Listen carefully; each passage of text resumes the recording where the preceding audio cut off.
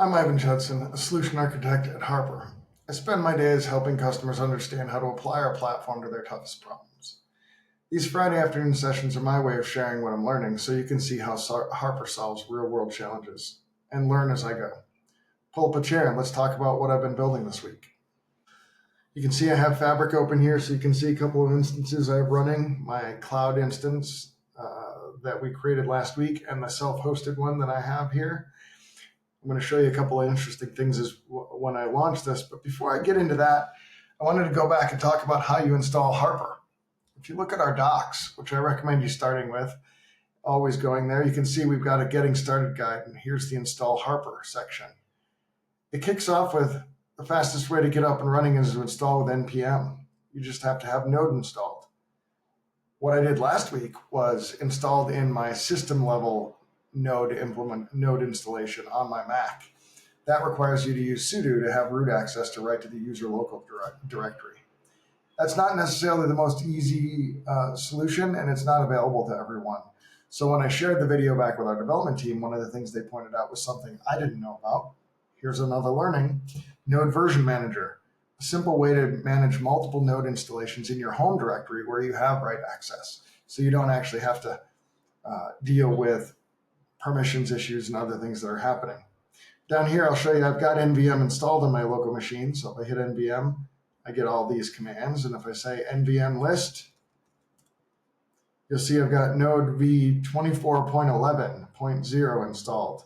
Now, a thing to note is there is a v25 available. If you do NVM install by default, it's going to do the latest available version, as it says right here. That latest available version is 25. But Harper runs on version 24. It currently has a few issues on 25.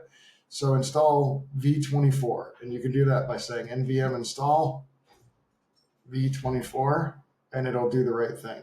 I already have it installed, so I don't need to do that. Anyway, now, when I want to install Harper, as you can see, I've been doing it over here to play. I can say npm list. I've got nothing there. It's installed in users Ivan. That's the node we're doing. So now I can say npm install -g Harper DB. It's going to take a few minutes because my network's been really slow today. But now it's going to install it into users Ivan in the node that's being managed, into the version of Node that's being managed with Node Version Manager. A couple of quick tips. One thing that makes it super easy to get installed. It'll make it easier to manage your local development environment, and life gets a lot simpler that way. Now, while I'm waiting for that to happen, one of the other things I'm going to show you is, given our public GitHub repository that we have sitting here, I'm going to show you how to install and build the source for Harper, and then how to run it from there. Notice npm just got done, so now if I say npm list, -g, I have to remember, you'll see that the path it gives us is users Ivan nvm versions node v24 lib. So now I have Harper DB installed in the version managed node installation where the node version is 24. A lot of complicated bits and pieces. At the end of the day, what you care about is Node Version Manager allows you to run multiple versions of Node without needing secure access to your system or permissions to file systems outside of your home directory, and that Harper runs on v24. So install NVM, install Node v24, npm install -g Harper DB, you're good to go. That's how you can get up and running as quick as possible. Now, if you want to go from source, which I'm going to show you in just a second, the first thing you have to do is clone the Harper repo. And I did this ahead of time because, again, my network's been a little bit slow today. And so I did it ahead of time, and you'll see I do everything in my projects folder. So now if I do this, you can see here's the Harper repo. It's been installed. I've got a couple editors open over here because I'm going to share some things with you about how I do it to see how it works. So I'll bump this up a little bit. I'll close the side. I use Z Shell. I'm building a plugin for Z Shell. This is my plugin to manage Harper from Z Shell. First thing I do is I set my home. Where did I clone Harper to have it running to build the source? Where do I want to install Harper? And then I have I have a function defined where I can do a full reset of the install. I've created this Harper prep alias where I'm going to cd to my home, do the prep, and then Harper install will do a full install into the direction. Harper clean will remove it. Harper reset is a function alias that's going to stop the running instance of Harper, clean it, install it, start it, and then tail the logs. So I'll run you through using these now that I've got a fresh repo here. First thing I'm going to do is reload my aliases. Now, if I do alias, you'll see I've got these all sitting here. If I do end, you'll see I've got Harper Home, my old version, the new version, Harper Home, and Harper Install.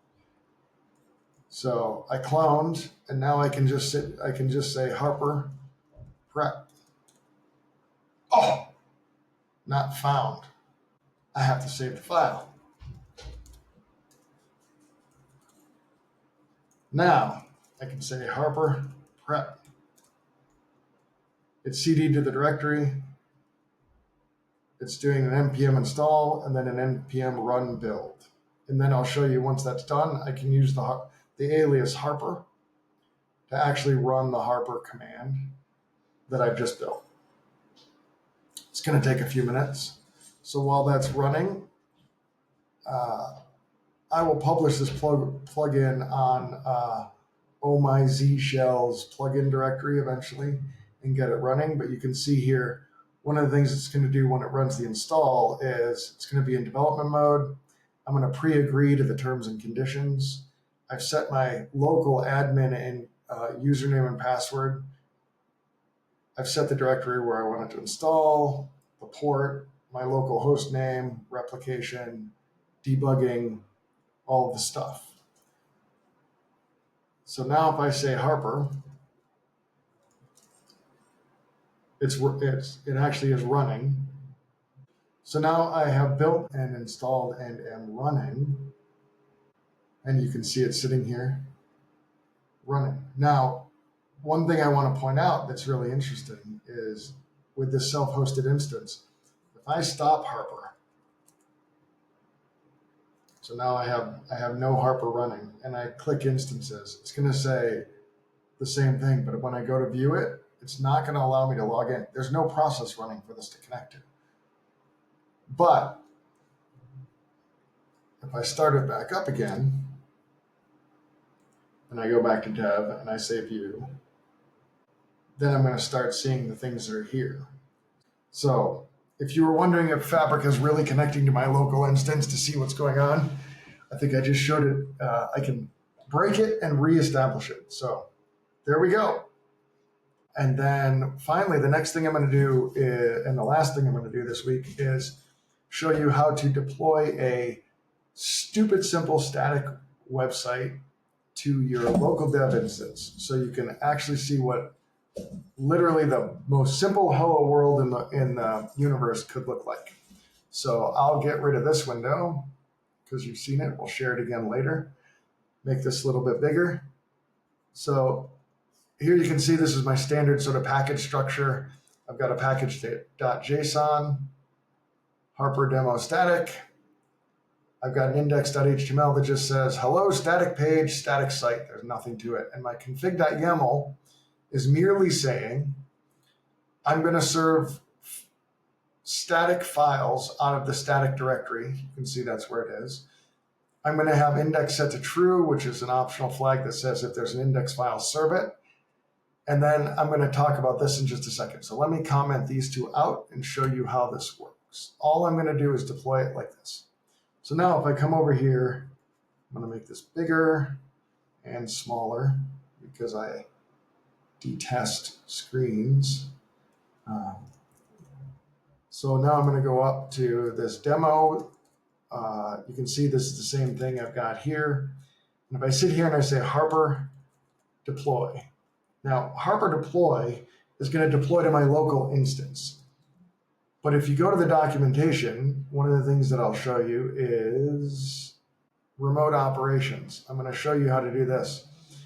If you run Harper deploy, it goes to your local instance. But if you do Harper deploy with a target, it goes to your remote instance. So I'll show you that in just a second. First, let's just Harper deploy. Go to Fabric. Now let's go over here to Apps. Boom, you can see the demo. There it is, statically configured, not doing anything magic. Now remember, this is on my local machine, so if I go to localhost 9926, which is where we typically serve all of our stuff, you'll see hello static page. There is the static HTML. Now the reason you're seeing that is because that's my index and that's what I have. If I uncomment this and redeploy, you'll see nothing unless I put it at the demo root. So this is how you can specify sub URLs for your content within a Harper deployment. So there's your basic, stupid, simple, easiest thing you can do. This option is true by default now, so it's not necessary. I will take it out so you don't even have to look at it. And one thing to note is that when you do a files with a directory, a single asterisk matches all the files in that directory. A double asterisk matches directories and files within that directory, so it recurses. So there's a little bit of a gotcha there if you're not paying attention to how your globbing works, but it will work out. We have it documented everywhere that's there. So talked about ways to install Harper without having to use root access. Talked about how to build and deploy Harper from source so that you can actually work on the code using the latest version if you want. And then showed how to demo how to deploy the absolute simplest application to Harper, which is a static web page that does nothing. Next week, I'll do the remote deployment, and I'll look at deploying a website that has a little bit more content. It's not static, so server-side rendered content and some client-side rendered content, and maybe a minimal Vue.js app to see what that looks like. So big thanks to the Harper engineering team. Chris and his team has built Harper in an amazingly flexible and easy to use way. None of what I'm demonstrating to you would be possible without the effort that they put in. Thanks to our team, including Kyle, who helps drive this engineering effort forward. We just have an awesome team building an awesome product, and none of what I could do, none of what I'm learning would be possible to share with you without their support and without their investment. So that's it for this week. Don't forget, there's Fast, and then there's Harper Fast.